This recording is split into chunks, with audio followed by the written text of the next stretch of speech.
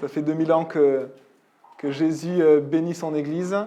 Et la parole de Dieu nous dit que Jésus l'a bâtie. L'a bâtie. Et on va voir quelque chose de très surprenant ce matin. C'est que on pense que l'évangile de Matthieu, notamment, aurait été écrit en hébreu et qu'il a été après traduit en grec. Et nous, on a du coup le grec qui a été transmis jusqu'à nos jours. Pourquoi ? Parce que c'est une traduction, vous savez, quasiment mot à mot. Je ne sais pas si vous avez déjà lu Astérix Obélix chez les Anglais ou chez les Bretons. Et en fait, vous avez du franglais, c'est-à-dire une traduction littérale de l'anglais. N'est-il pas, par exemple. Et en fait, le grec est un peu comme ça dans l'évangile de Matthieu. C'est un grec extrêmement littéral, comme si c'était une traduction mot à mot de l'hébreu. Et donc on pense ceci, et puis quand Jésus dit « je bâtirai mon église », ben en fait le mot « église » en hébreu, c'est « synagogue ».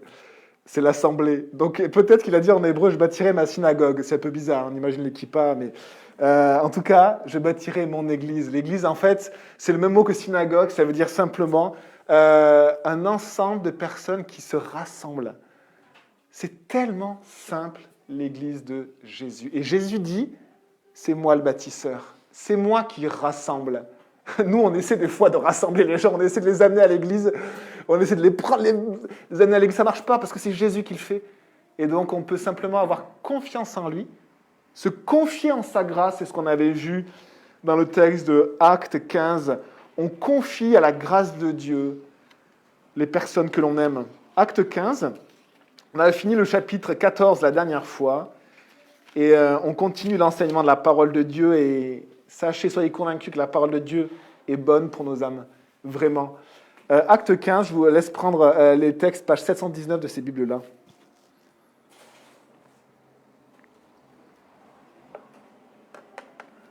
Et donc on lit « Quelques hommes venus de Judée enseignaient les frères en disant « Si vous n'êtes pas circoncis selon la coutume de Moïse, vous ne pouvez pas être sauvés. » Paul et Barnabas eurent un vif débat et une vive discussion avec eux. Les frères décidèrent alors que Paul, Barnabas et quelques-uns d'entre eux monteraient à Jérusalem vers les apôtres et les anciens pour traiter cette question. Envoyés donc par l'Église, ils traversèrent la Phénicie et la Samarie en racontant la conversion des non-juifs, et ils causèrent une grande joie à tous les frères et sœurs. Arrivés à Jérusalem, ils furent accueillis par l'Église, les apôtres et les anciens, et ils rapportèrent tout ce que Dieu avait fait avec eux. Alors, quelques croyants issus du parti des pharisiens se levèrent en disant qu'il fallait circoncire les non-juifs et leur ordonner de respecter la loi de Moïse. On a ici un texte important. Je crois d'ailleurs que c'est ce qu'on appelle le concile de Jérusalem, c'est-à-dire la réunion des apôtres et des anciens de l'église de Jérusalem sur un thème doctrinal précis. Et le thème doctrinal ici, c'est est-ce qu'il faut que les non-juifs qui acceptent Jésus comme leur Seigneur, eh bien, est-ce qu'il faut qu'ils suivent finalement les textes de la Bible? Et avant, on n'avait que l'Ancien Testament, et on pouvait lire la loi de Moïse, que Moïse demandait de circoncire les garçons, les mâles, les gars, comme signe de l'appartenance au peuple de Dieu. Et donc là, on a une question doctrinale, et on va voir que ça va amener à une réunion à Jérusalem. Mais avant cela, on va d'abord prier pour remettre ces moments dans les mains de Dieu et se remémorer après le contexte. Seigneur, on te remet ces moments. Saint-Esprit, on te demande de nous remplir. Remplis-moi, s'il te plaît, que ce soit ce qui vient de toi, qui soit annoncé, que ce ne soit pas des paroles de sagesse humaine, mais des paroles d'une démonstration de puissance et d'Esprit Saint, s'il te plaît. Je te demande, Seigneur, que tu puisses nous toucher par la puissance de ta parole, par l'action de ton Esprit et par ta glorieuse présence parmi nous, Jésus. Merci, Seigneur, on s'en remet à toi ce matin. Amen. Et donc dans Acte 14, on se souvient que Paul et Barnabas étaient revenus de leur voyage, qu'on appelle un voyage missionnaire, on aurait pu l'appeler différemment. Ils ont simplement été envoyés par le Saint-Esprit, hein, et cela s'est fait dans l'église locale, l'église d'Antioche. Alors ils sont partis, envoyés par l'église, mais en fait c'est envoyé par le Saint-Esprit. L'église a attesté ce que le Saint-Esprit disait et faisait, et c'est même par l'église que le Saint-Esprit a parlé. C'est dans le corps que le Saint-Esprit parle, puisque l'annonce « Mettez-moi à part Paul et Barnabas », ce n'est pas une voix descendue du ciel, c'est pas une personne, ou plusieurs peut-être de l'Église. Donc c'est dans le corps que le Saint-Esprit parle, et Paul et Barnabas ont été envoyés par le Saint-Esprit. Et donc ils sont allés de ville en village pour annoncer la bonne nouvelle du Christ, comme le Saint-Esprit leur demandait. Ils étaient guidés par leur foi, ils étaient guidés par l'Esprit Saint, et ils essayaient simplement de faire ce que Dieu leur demandait. Et pour nous aujourd'hui, c'est un peu la même chose, hein. On essaie de se centrer simplement sur ce que Dieu nous demande de faire. Pas sur ce que les autres nous demandent de faire, pas sur l'approbation des autres personnes, hein, qui vont peut-être nous dire que ceci est bien, ceci n'est pas bien, mais on va se baser simplement sur ce que Dieu nous demande de faire, et on va, comme des esclaves inutiles, des ouvriers dans la moisson de Dieu, faire simplement ce que Dieu nous demande de faire, sans une autre recherche que l'approbation même de Dieu, en essayant de vivre simplement l'Église, le corps de Christ, comme la parole nous le montre. Et ils reviennent de leur voyage missionnaire, donc ils reviennent à Antioche, ils étaient partis d'Antioche, ils reviennent à Antioche, leur Église. Et dans la fin du chapitre 14, on lit « Ils restèrent assez longtemps avec les disciples. Hein, et ils leur ont raconté d'ailleurs tout ce que Dieu avait fait avec eux. Hein, ils ont partagé ce qu'ils ont vécu, ce qu'ils ont fait dans leur Église. Et on voit à la suite, hein, que, chapitre 15, à un moment, quelques hommes venus de Judée, la région de Jérusalem, donc, enseignaient les frères. Des gens arrivent et enseignent. On pourrait dire, mais c'est pas étonnant, c'est l'Église. Mais regardez, prenez la page suivante et regardez le verset 24. L'Église même de Jérusalem va dire ceci, les apôtres et les anciens, les responsables de l'Église de Jérusalem vont dire ceci. Nous avons appris, donc verset 24, nous avons appris que des hommes partis de chez nous, mais sans aucun ordre de notre part, vous ont troublé par leur discours et vous ont ébranlé, en vous disant de vous faire circoncire et de respecter la loi. Très étonnant, il y a des gens qui partent de Jérusalem, peut-être de l'église de Jérusalem, de la région de Jérusalem, et qui se donnent la mission d'enseigner. Et quand je lisais, j'avais sous les yeux ce texte-là, et je me disais constamment, est-ce que c'est pareil pour nous aujourd'hui? On a toujours envie de se dire, c'est différent aujourd'hui. Et ce qui est assez étonnant, en fait, c'est que cette situation, hein, eh bien, on peut la retrouver. La situation de même, alors la situation de l'époque il y a 2000 ans, on pourrait dire, mais c'était une situation assez juive quand même, le contexte. Il y avait des synagogues dans chaque ville quasiment où on ouvrait la parole de Dieu, où on enseignait la parole de Dieu. Hein, et il y avait du coup de nombreuses personnes qui croyaient en Dieu, et du coup il se passait beaucoup de choses. Des gens allaient de synagogue en synagogue ou d'église en église. Bien, la première chose qu'on peut se dire, enfin, je vais vous lire ce verset-là dans le verset 21 d'ailleurs de ce même chapitre. Eh bien, on lit « En effet, depuis bien des générations, dans chaque ville, des hommes prêchent la loi de Moïse, puisqu'on la lit chaque sabbat dans les synagogues. » Ce qui est très étonnant, c'est que Dieu, par son action et au travers du peuple juif, finalement, mettait un témoignage de sa parole quasiment dans chaque ville de l'Empire romain. Là où il y avait des juifs, il y avait une synagogue. Là où il y avait une synagogue, la parole de Dieu était là, et elle était lue ou enseignée ou partagée.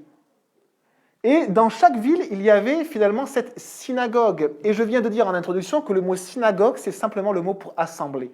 C'est le même mot qu'église en grec, église ecclésia. Et donc on avait des églises de juifs qui avaient la parole de Dieu, qui croyait en Dieu, qui adorait Dieu et qui ouvrait cette parole et qui l'enseignait. Et un peu comme nous aujourd'hui, en France, quasiment dans chaque ville, vous avez des églises de toutes sortes. Historiques, nouvelles, avec des modèles d'église des fois très différents, qui se basent sur la parole de Dieu ou qui ont la parole de Dieu et qui l'ouvrent et qui l'enseignent ou la partagent. Et que se passe-t-il dans cet environnement-là, dans ce qu'on vient de lire? Eh bien, il y a des personnes qui vont d'une église à l'autre, d'une synagogue à l'autre, et qui enseignent leurs enseignements. Aujourd'hui, nous avons un peu le même contexte, on pourrait dire historique. Comme il y a 2000 ans, il y avait des synagogues, il faut avoir ça en tête, qui étaient tenues par des anciens, les synagogues étaient tenues par des anciens, qui étaient pieux, qui discernaient les choses de Dieu. On le voit, pourquoi on le voit? Parce que quand Paul et Barnabas prêchent dans la synagogue, des fois la moitié de la synagogue se tourne vers Jésus. La moitié. Ça veut dire que ces gens-là avaient une piété simple et fervente pour le Seigneur et pour sa parole. Et quand ils entendent parler de Jésus, le Saint-Esprit les convainc parce qu'ils veulent suivre le Seigneur et considèrent la parole comme parole de Dieu. Et des fois, la moitié des synagogues se tournaient vers Jésus.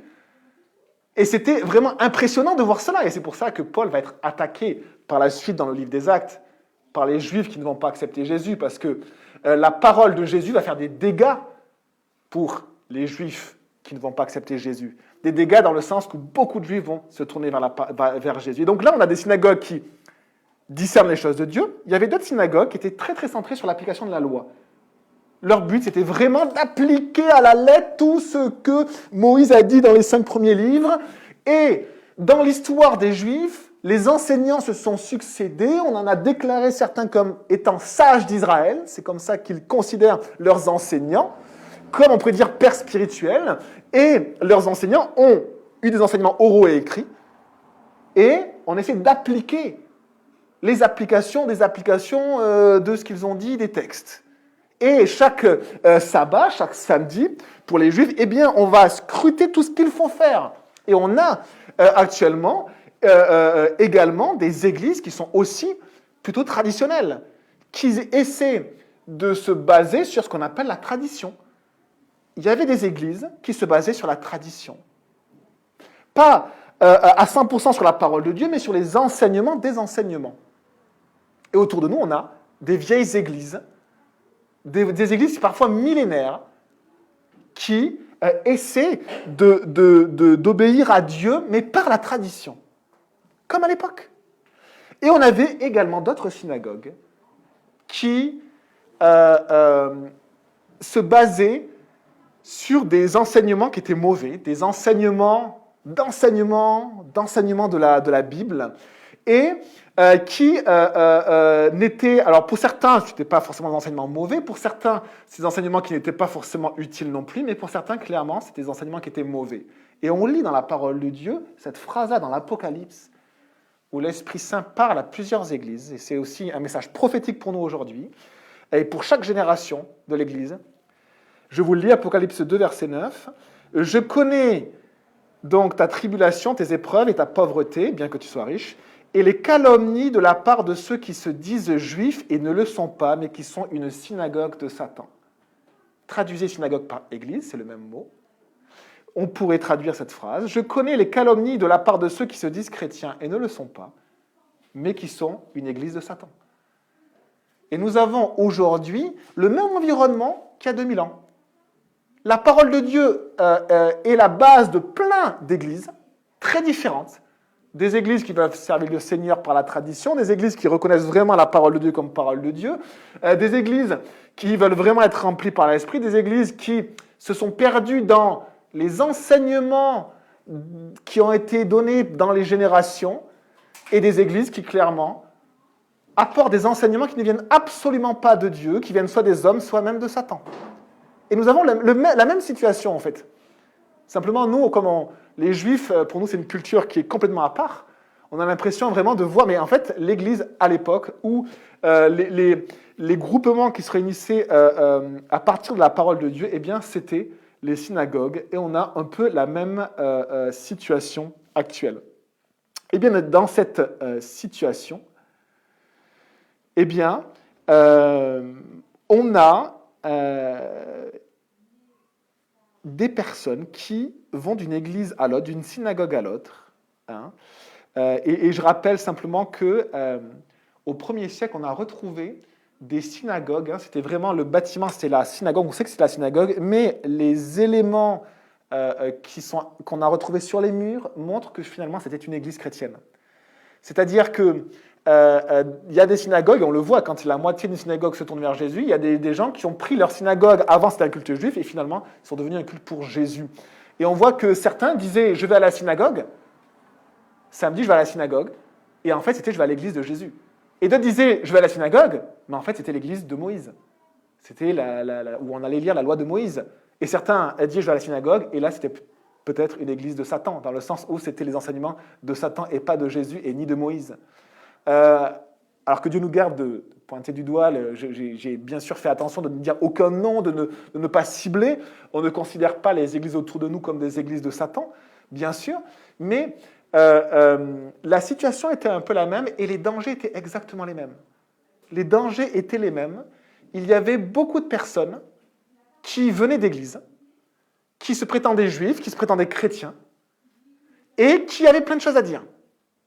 Et si vous pensez qu'aujourd'hui c'est différent, eh bien, allez sur YouTube et tapez un mot clé chrétien, et vous allez voir la quantité d'enseignements qu'il y a sur Internet. Et ce qui est étonnant, c'est qu'on trouve des fois de bonnes choses. On trouve des enseignants un peu bizarres. Mais on se dit, tiens, c'est sympa ce qu'il dit. Ah, c'est un peu bizarre.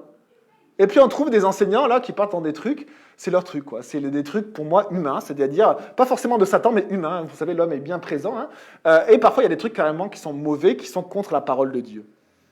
Et on a un peu la même chose, la même situation. Et ce qui est très étonnant, c'est que vous avez sur Internet des enseignants qui se sont donné eux-mêmes la mission d'enseigner. C'est assez étonnant. C'est-à-dire qu'il y a des enseignants qui ont envie d'enseigner. Ils ont tellement envie d'enseigner qu'ils enseignent pour qu'on entende leurs enseignements. Et pourtant, l'Église ne leur a pas demandé d'enseigner.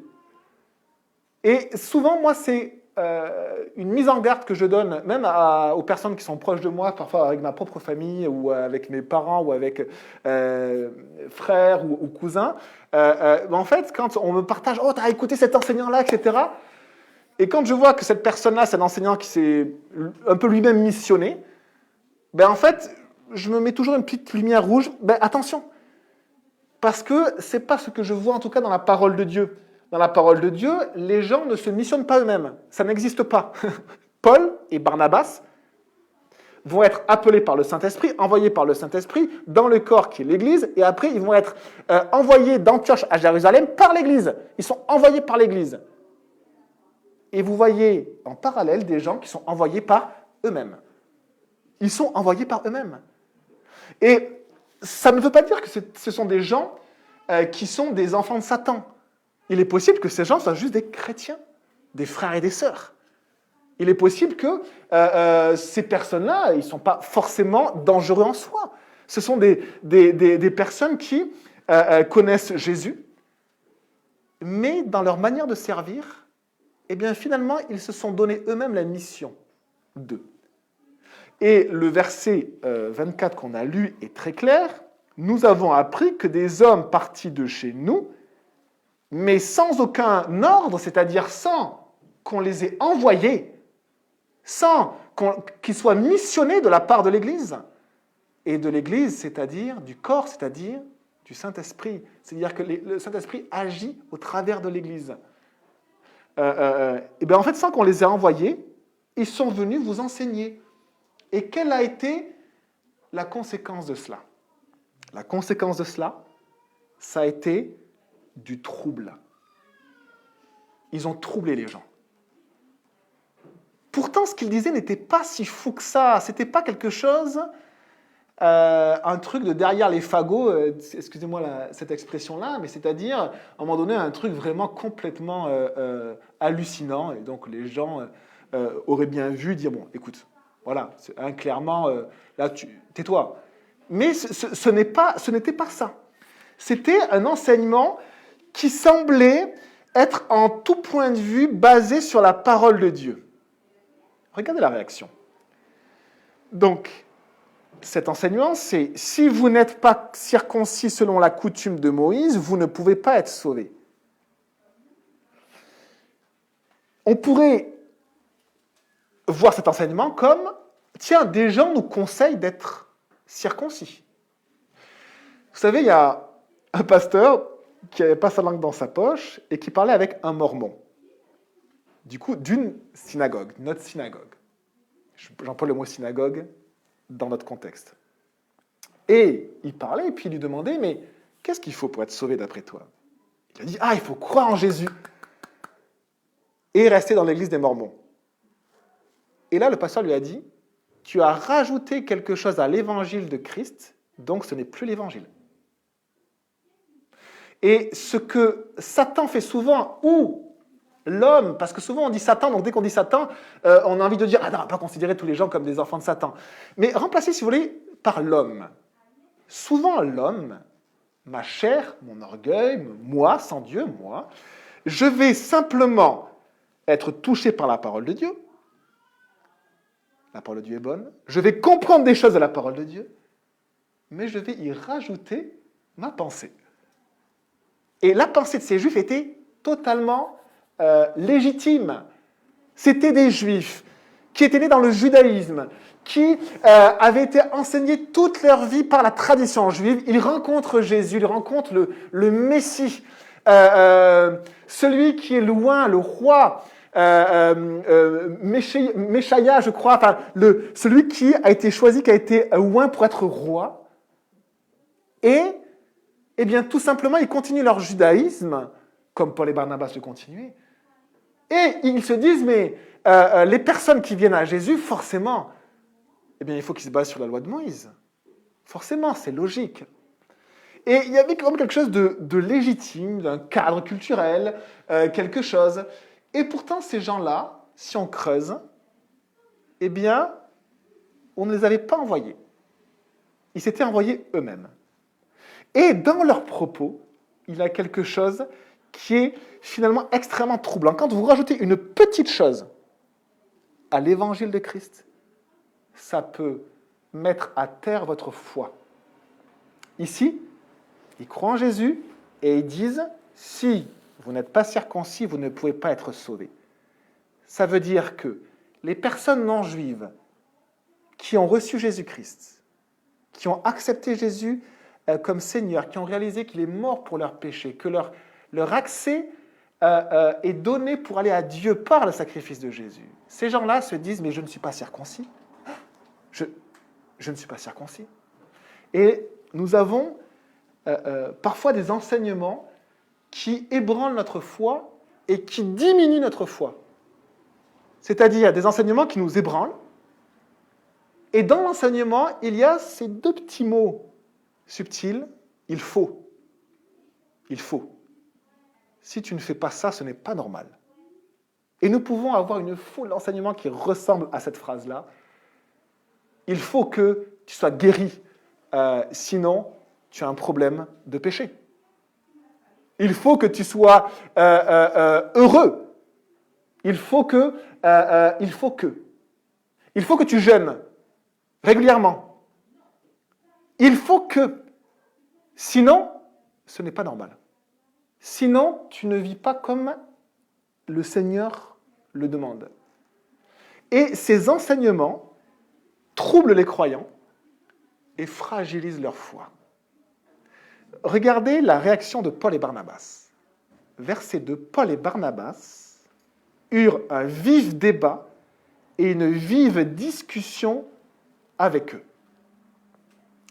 Un vif débat, les amis, ce n'est pas simplement dire à des gens « Je pense, mon ami, que ce que tu dis ne correspond pas à la parole de Dieu. Bon, je pense ça, mais je te laisse faire. » Un vif débat, c'est qu'ils se sont opposés à ces gens-là. Paul et Barnabas ont parlé à ces gens-là et ils se sont opposés à ces gens-là.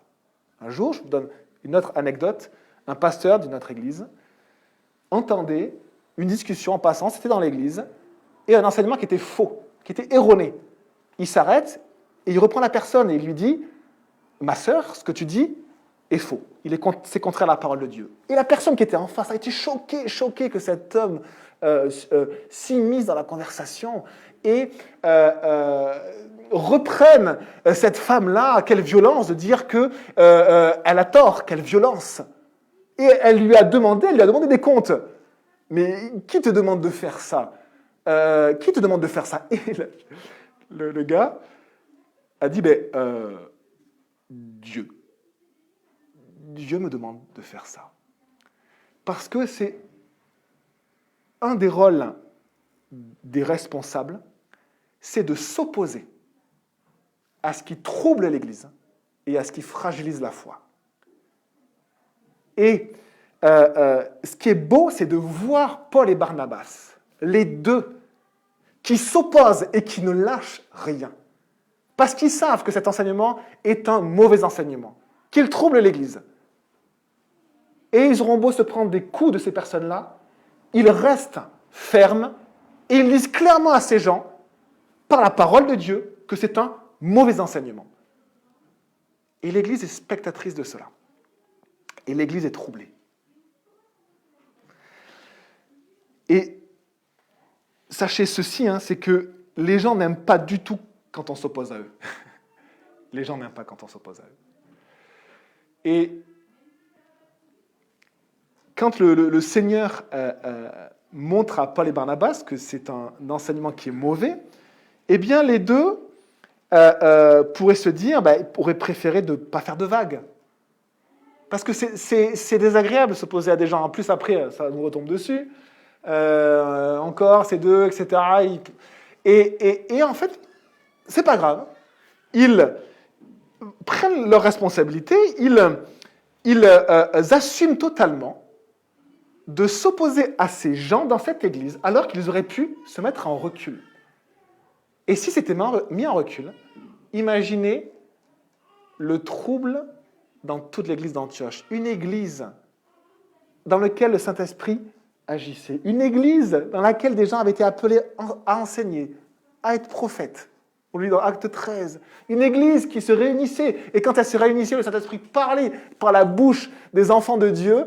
Et on pouvait simplement se guider par le Saint-Esprit. Quel trouble de baisser la foi. Parce qu'il faut appliquer la loi de Moïse. Mince. On a oublié d'appliquer la loi de Moïse. On ne fait pas ce qu'il faut. Il faut. On ne fait pas ce qu'il faut. Et ces personnes-là Paul et Barnabas, ont un vif débat, une vive discussion. Ils s'opposent à eux. Imaginez, pour comprendre un petit peu ce qui se passe, si vous êtes parent, ou peut-être tati ou tonton, que vous voyez vos enfants accostés par un fou, une personne vraiment dangereuse, et qui commence à enseigner vos propres enfants. Qu'est-ce que va faire la mère ou le père? Et ça, on va le comprendre très simplement. Elle va s'interposer entre les enfants et la personne qui enseigne, et elle va protéger ses enfants.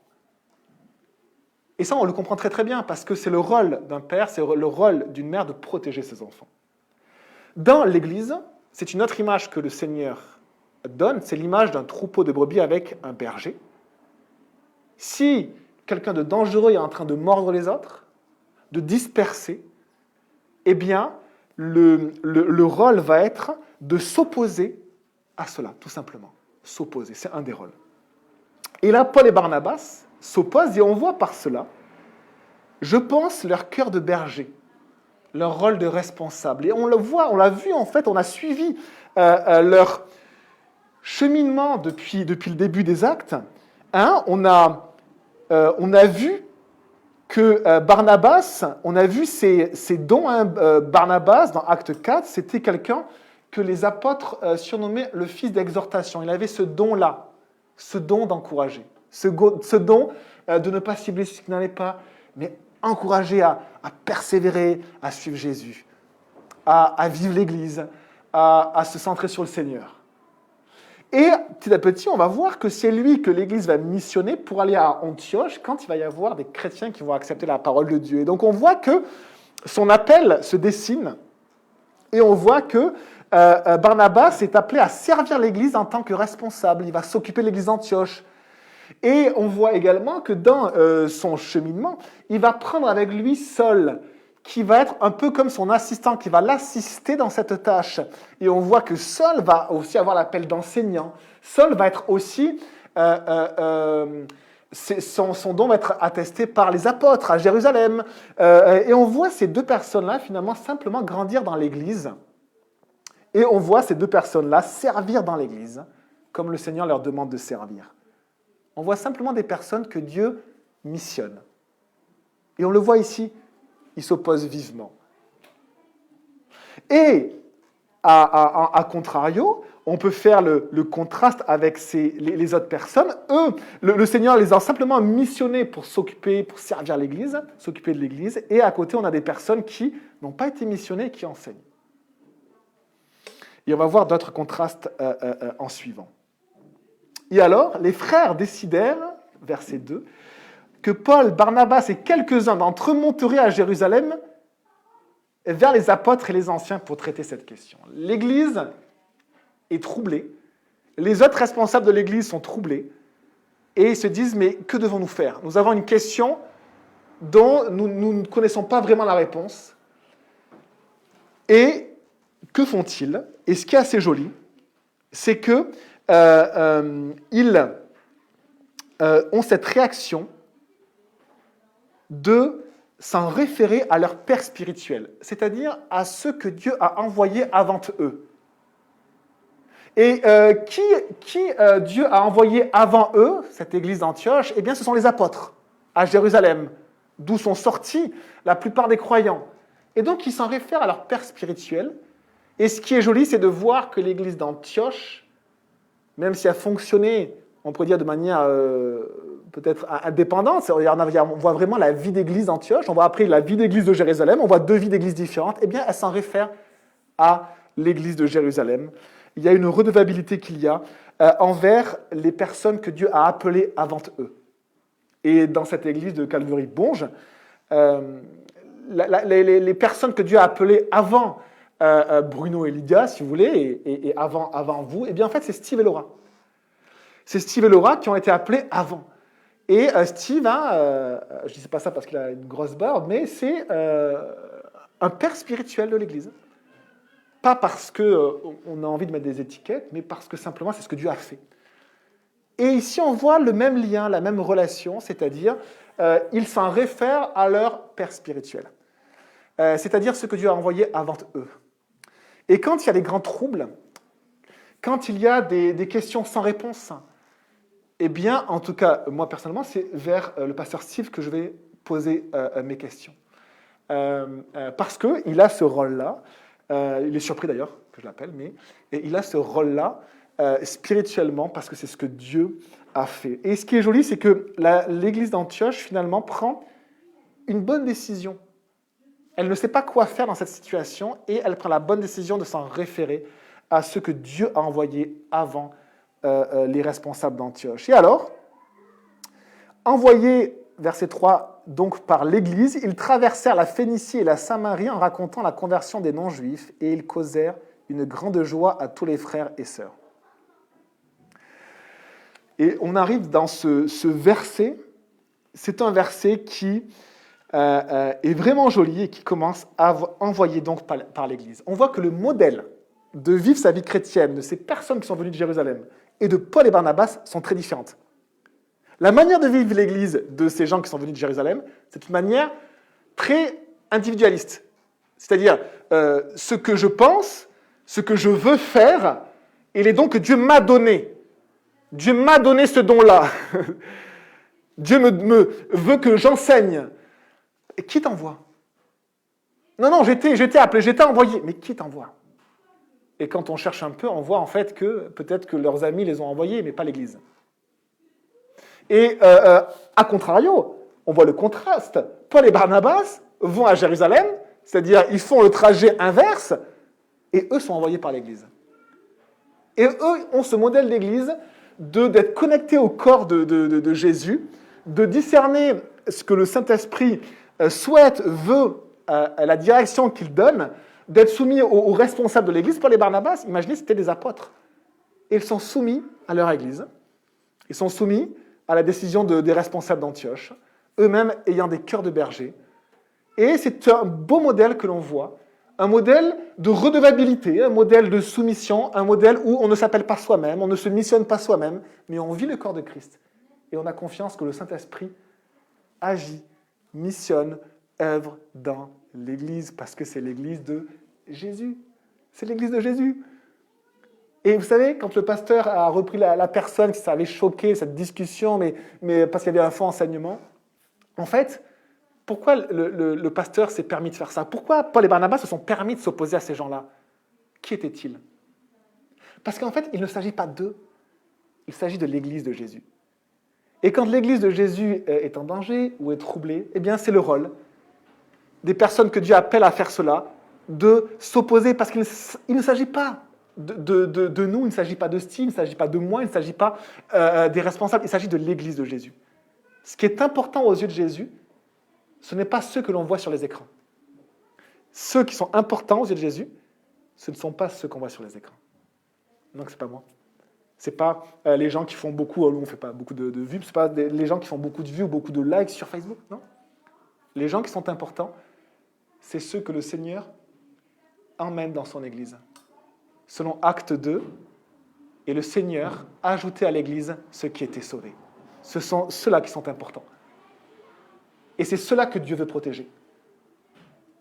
La personne qui vous la première fois à l'Église, elle est importante pour Jésus. Bien plus que le gars qui parle devant les écrans. Bien plus. Le gars qui parle devant les écrans, il ne le sait pas, mais il sera sûrement dans les derniers rangs au ciel. Il ne le sait pas parce qu'il a un beau rôle. C'est un beau rôle de parler comme ça. C'est un beau rôle. Mais les personnes qui sont importantes, ce n'est pas ces personnes-là. Les personnes qui sont importantes, c'est les personnes que le Seigneur appelle, les personnes que le Seigneur veut guérir, veut sauver, fait grandir. C'est elles qui sont importantes. Jésus a abandonné 99 de ses brebis pour en chercher une seule qui s'était égarée. C'est celle-ci qui est importante. C'est cette brebis qui est importante pour Jésus. Ce n'est pas ceux qui ont beaucoup de talent. Ce n'est pas ceux qui, quand ils font des choses, quand ils louent, quand ils prêchent, on dit « Ah ouais, bon enseignant, c'est un bon louangeur, lui ». Ce n'est pas eux. Les gens importants, c'est vous. C'est les gens que le Seigneur amène dans son Église et avec lesquels Dieu fait des choses extraordinaires, que le Seigneur veut missionner, veut appeler à servir, souffrir pour l'Église de Jésus. Souffrir pour l'Église de Jésus. Et voilà pourquoi Paul et Barnabas étaient capables de se prendre des coups. Parce qu'ils savaient qu'il ne s'agissait pas d'eux. Paul, il avait déjà été lapidé. Donc, il comprend, Paul, qu'il ne s'agit pas de lui, de sa petite personne, de son petit ministère, du succès de son ministère. Il ne s'agit pas de lui. Il s'agit de l'Église de Jésus, parce que Jésus est mort pour son Église. Pas pour les pantins qui parlent devant les écrans. Pour l'Église de Jésus. Et c'est ce qui est cher aux yeux de Jésus, et c'est pour ces personnes-là que Jésus est mort, et c'est ces personnes-là que Jésus va venir rechercher un jour. L'Église de Jésus. Ne nous trompons pas. Vis-à-vis de personnes qui ont beaucoup de talent ou beaucoup de connaissances, pour Jésus, la brebis qui est la plus importante, c'est celle qui est blessée. C'est celle qui s'égare. C'est celle qui vient pour la première fois. C'est celle qui a besoin de lui. Parce que Jésus est venu pour les gens qui sont malades, pas pour les bien portants. Pas pour ceux qui pensent tout savoir, pas pour ceux qui pensent être parfaits ou justes. Ceux-là, c'est les derniers. Ils pensent être les premiers, c'est les derniers. C'est les derniers. Et les premiers, ceux qui ont le plus d'importance, c'est ceux qui réalisent qu'ils sont malades, ceux qui sont blessés, ceux qui ont besoin de l'amour de Christ dans leur vie, de la libération des prisons dans lesquelles ils sont, de la guérison parfois de leur corps ou de leur âme. Et c'est eux qui sont importants, les amis. Et que, s'il vous plaît, qu'on ne perde pas trop de temps à regarder ceux qui ont du talent. Mais peut-être qu'on axe sur ceux qui sont vraiment importants pour Jésus. N'oubliez pas que le regard de Jésus est complètement inversé à notre regard. Donc à chaque fois que nous, on considère des choses comme importantes, dites-vous juste, mais peut-être que Jésus considère le contraire, peut-être. Dites-vous juste ça, et puis regardez dans la Bible si c'est vrai ou pas. Les personnes, les brebis qui sont importantes. Et alors, envoyés par l'Église, contrairement aux autres, Il traversa la Phénicie et la Samarie avec ce sujet doctrinal. Faut-il circoncire tout le monde? D'accord?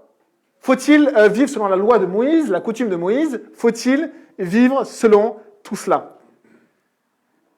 Et ils sont remplis de ces questions doctrinales. Et ils traversent la région, donc Antioche et un peu vers le nord. Vous avez ensuite Tyré-Sidon, qui est la Phénicie, c'est des villes que Jésus aussi a visitées au nord d'Israël, mais en dessous Antioche. Donc c'est la Phénicie. Et puis ils débarquent en Samarie et ils vont jusqu'à Jérusalem. Et du coup, ils vont d'église en église. Ils sont accueillis chez les croyants, sûrement ils dorment chez eux. L'église se rassemble sûrement dans les maisons pour écouter Paul et Barnabas. Et là, ils ont ce sujet doctrinal, ce sujet, et des débats vraiment doctrinaux. Et que font-ils?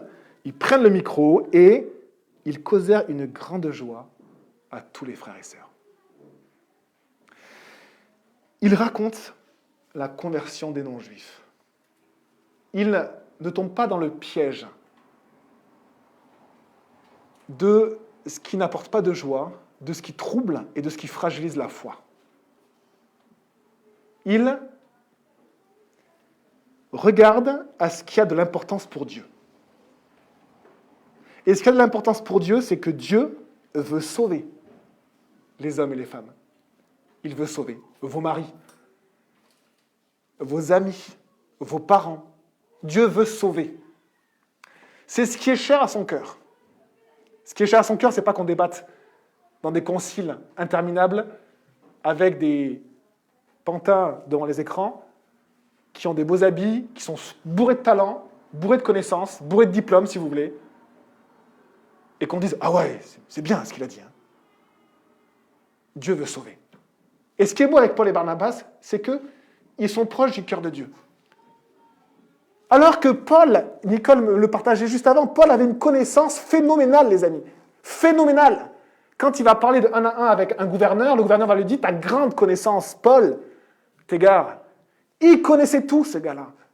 Il connaissait les écrits des Juifs, il avait été enseigné dans la meilleure université théologique qui existait, Gamaliel. Un des rabbis juifs qui est considéré comme un sage d'Israël actuellement, encore, et qui est cité encore actuellement. Waouh! Et au lieu de enseigner les enseignements de Gamaliel, eh bien, Paul raconte simplement que Dieu veut sauver des hommes et des femmes. Et qu'il le fait encore aujourd'hui. Dieu sauve. C'est ce qui est cher à son cœur. Dieu sauve des hommes et des femmes et des enfants. Il les appelle. Venez à moi, vous tous qui êtes fatigués, qui êtes chargés, et moi, je vous donnerai du repos. C'est ce qu'ils ont vécu. Et ils le partagent. Dieu sauve. Dieu sauve aujourd'hui. Souvenez-vous que la situation actuelle est similaire à la situation d'il y a 2000 ans. Il y a 2000 ans, est-ce que Jésus sauvait? Oui. Est-ce que Jésus a perdu sa puissance? Est-ce que Jésus est devenu un pantin devant les écrans? Non. Jésus est le Fils de Dieu. Jésus est le Fils de Dieu, celui qui est venu humblement dans une étable pour sauver le monde de ses péchés. Jésus sauve aujourd'hui. Notre Seigneur est puissant. Et Paul et Barnabas ne parlent pas de ces questions doctrinales. Ils disent, regardez ce qu'on a vécu. Dieu a sauvé, on a annoncé l'évangile. On a vécu beaucoup de tribulations, beaucoup d'épreuves. Paul, là, ouais, il s'est fait un peu laminer, lui. Il s'est fait lapider, il s'est fait... mais il raconte un petit peu tout ce qu'ils ont vécu. Et il raconte des gens sont venus à Christ. Des gens ont été sauvés, des gens ont été guéris. L'action de l'Esprit était tellement belle. Le Seigneur aime les Juifs et les non-Juifs. Il veut les sauver. Et regardez ce que produit cette manière d'être, de réaliser ce qui est vraiment important. Regardez ce que ça produit. Ils causèrent, ils produisirent une grande joie à tous les frères et sœurs. Ils produisirent une grande joie à tous les frères et sœurs. Et je me suis arrêté sur la joie cette semaine, et ça m'a fait du bien de m'arrêter sur la joie. Est-ce que vous savez que votre âme, mon âme, c'est comme un jardin qui demande beaucoup d'attention et beaucoup de travail, sinon les ronces poussent. Ceux qui font du jardinage, je ne les citerai pas, savent qu'un jardin demande beaucoup de travail. Pour que le jardin produise des fruits, pour que le jardin soit en santé, pour que le jardin ne soit pas attaqué par des maladies, et pour que les mauvaises herbes ne gênent pas les bonnes plantes. Eh bien, savez-vous que l'on peut arroser notre jardin avec de la critique, de la comparaison et du trouble. Et quand on arrose notre âme avec de la comparaison, du trouble, eh bien, il ne pousse pas de belles choses. Et le Seigneur nous dit que de notre jardin à chacun, de notre âme, devrait être produite de la joie. Mais que cela nécessite un travail de notre part. Pourquoi ? Parce que le Seigneur nous le dit. Il nous dit, par exemple, je cherche ce verset qui dit simplement « Soyez, au reste, frères, soyez dans la joie. » Ça veut dire que pour être rempli de la joie, il y a une action qui vient de nous. Avec quoi on arrose notre âme. Il y a une chose qui peut vous remplir de joie. Jésus dit, afin que votre joie soit complète. Le mot pléro, en grec, veut dire à ras-bord. Vous avez un vase, le vase c'est mon âme, c'est votre âme, vous avez un vase. Jésus veut remplir ce vase jusqu'à ras-bord, plein, complet. Mais pour qu'il le remplisse, nous avons aussi un travail. Nous avons besoin d'arroser notre jardin, pas de critique, ni de comparaison, ni de dispute de mots, comme nous dit 1 Timothée, mais nous avons besoin de l'arroser avec de la reconnaissance. Et on a commencé le culte en parlant de la reconnaissance. Notre frère nous a parlé de la reconnaissance. On a parlé également de la reconnaissance. Si vous arrosez votre âme de reconnaissance, sachez que cela va produire de la joie. Regardez ce que nous dit la parole de Dieu. Jésus nous dit, je vous ai dit, je vous cite 2 versets dans l'évangile de Jean, je vous ai dit ces choses afin que ma joie soit en vous et que votre joie soit complète, parfaite, qu'elle déborde, qu'elle vous remplisse. Et maintenant, un autre verset, Jésus parle à Dieu, à son Père, et dit « Je vais à toi, et je dis ces choses dans le monde afin qu'ils aient en eux ma joie parfaite. » Jésus donne sa joie. Ça veut dire que c'est Jésus la source de votre joie. Rien d'autre n'est la source de votre joie. Ni les études, ni le travail, la source de votre joie, c'est Jésus-Christ lui-même. Et plus vous allez passer du temps avec Jésus, pas simplement en réalisant qu'il est là, mais vraiment le voir face à face, comme Marie était au pied de Jésus. Marthe, elle servait à côté, elle savait que Jésus était dans la maison. Et parfois, nous, on sait que Jésus est dans la maison, mais on n'est pas face à face. On a besoin de moments où on est face à face avec Jésus. Et moi, j'oublie ça dans ma semaine. Et je suis obligé de dire pardon à Jésus parce qu'en fait, j'oublie de venir face à face avec Jésus et de parler avec mon Seigneur. De parler avec celui qui m'a donné sa vie, de parler avec celui qui est la source de ma joie. Et j'oublie. Mais je sais qu'il est dans ma maison, parce que je sais fermement qu'il est dans ma maison, Jésus. Mais on a besoin des fois de plus que cela. De face à face avec Jésus. Parce que Jésus donne sa joie, la met en nous, la fait remplir et nous déborde. Nous fait déborder de sa joie.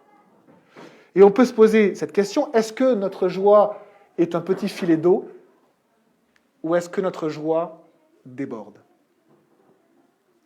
Et on a le droit, les amis, d'avoir des périodes où on est dans les creux. On a le droit. Et vous savez, quand on est dans le creux, quand on a perdu sa joie, quand on est vraiment à terre, le diable fait exactement comme ces gens qui sont venus de Jérusalem et ils disent « ce n'est pas normal ». Ce n'est pas normal si tu n'as pas de joie. Alors que Jésus, lui, il essaie de nous rejoindre tout simplement. Il ne nous juge pas. C'est le bon berger. Il vient, il s'approche, et il veut juste passer un moment avec nous. Pourquoi il fait ça, Jésus? Parce qu'il sait que si Jésus passe un moment avec nous, eh bien Jésus, c'est notre joie. Donc la joie va grandir un petit peu. Parfois, ça met du temps. Parfois, on est cassé, brisé. Laissez Jésus s'approcher de vous. Soyez à ses pieds. Passez du temps avec lui.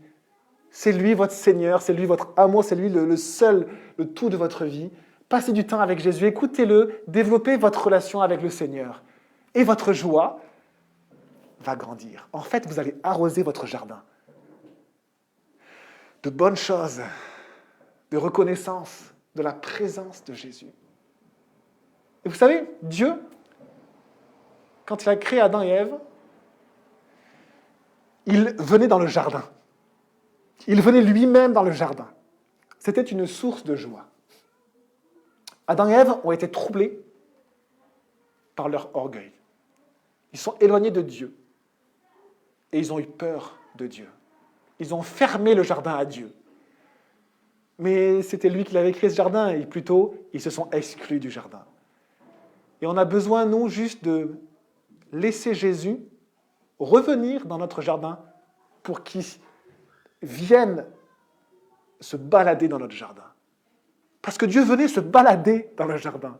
Il venait et il aimait discuter avec Adam et Ève. Adam et Ève, qu'est-ce que vous avez fait aujourd'hui? Est-ce que tout va bien? Ouais, on a fait ceci, on a fait cela. On a par contre ce problème-là. Est-ce que tu pourrais nous aider? On ne sait pas trop comment y arriver. Dieu venait dans le jardin. Que le Seigneur nous aide à avoir cette relation si simple et si importante de laisser venir Jésus se promener dans notre jardin et avoir ces moments-là. Vous savez, il venait tous les soirs, je crois, à Dieu.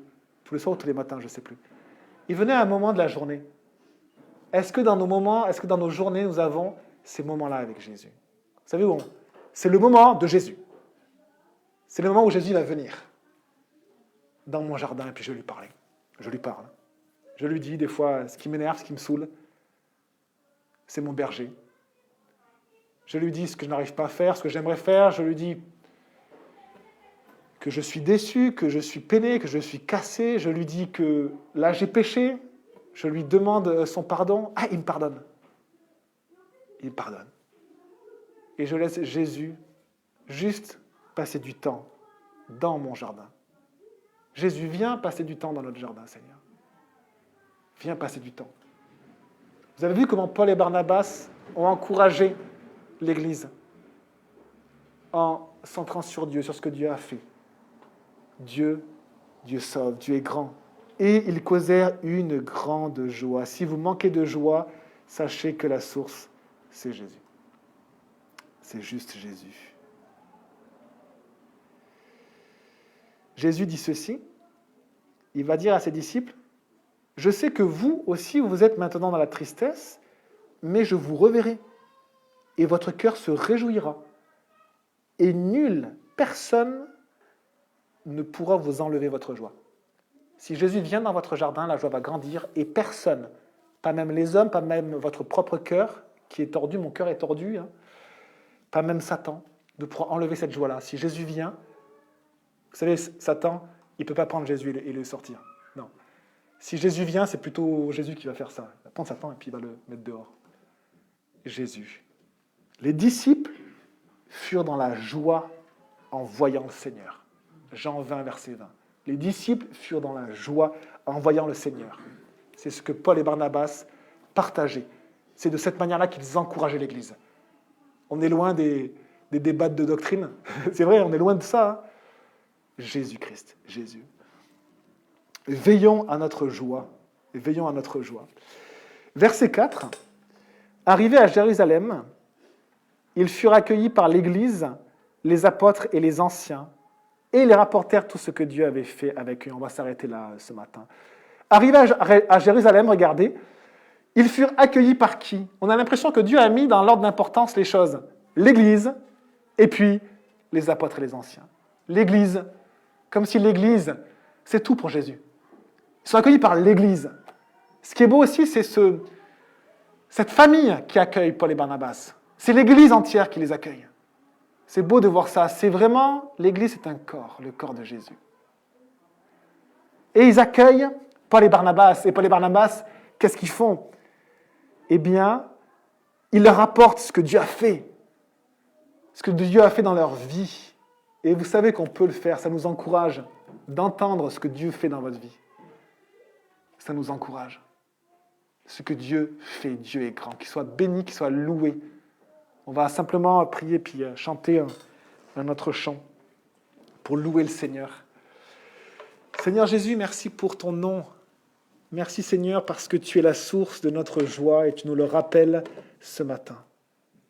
Merci Seigneur parce que qu'est-ce qu'on pourrait faire sans toi? Jésus a dit à ses disciples, tout le monde nous a abandonnés. Est-ce que vous aussi vous voulez abandonner?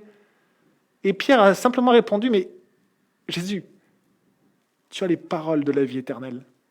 Auprès de qui on pourrait aller? Jésus. C'est juste, s'il te plaît Seigneur, notre état d'esprit ce matin, notre cœur. Jésus, auprès de qui on pourrait aller? Tu as les paroles de la vie éternelle. Tu es la source de notre joie, la source de notre bonheur, la source de notre vie entière. Jésus, tu es digne. Et on va le chanter après, tu es digne. Sois loué Seigneur et prends toute la place dans nos vies, Jésus, s'il te plaît.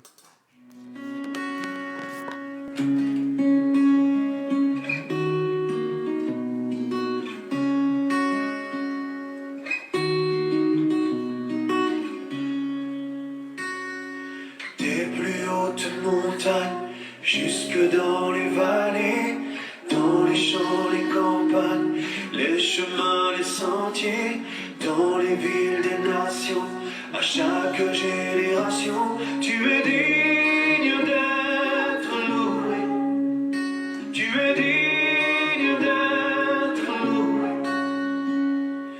Dans le bruit, les silences, les plus sombres combats, en toutes circonstances, nous élevons nos voix, criant dans le désert, célébrant ta victoire. Tu es digne d'être loué.